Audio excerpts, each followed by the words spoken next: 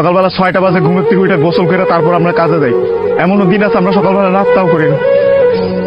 রাতের 8টার পরে আসি কাজ থেকে, আইসা যে খানা খাবো ওই শক্তিটাও থাকে না, সেখানে আমাদেরকে রান্না করে তারপর খাইতে হয়।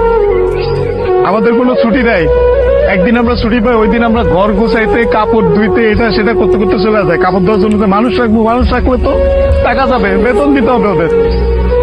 ওই টাকাটা বাসায় আপনাদেরকে পাঠাই, তারপর ওইটা দিয়ে আপনারা পুটা নিবেন। আর এই যে ইস্ত্রি করা, এই যে ভাত আলা কাপড় পেরা ঘুরেন। আর এই যে কাপড়, আমরা কাপড় পরতে পারি না ওইখানে। এই যে এখানে দেখেন না ভালো ভালো কাপড় পরে ঘুরতেছি, এটা খালি আব্বা আম্মা আত্মীয় স্বজন দেখে ভাবে যে অনেক সুখে আছে। ওখানে তো জামা কাপড় পরার টাইমই পাই না আমরা। কখন জামা কাপড় পরবো? সারাদিন তো ইউনিফর্ম পরেই টাকা লাগে। রাতের বেলা খাওয়া খাওয়ার পরে এই যে 5টা মিনিট মা বোন বাপের সাথে কথা বলি, ওইটাই আমাদের জীবনে সারাদিন। সকালবেলা 6টা বাজে ঘুমের থেকে উঠে গোসল করে তারপর আমরা কাজে যাই। এমনও দিন আছে আমরা সকালবেলা নাস্তাও করি না। রাতের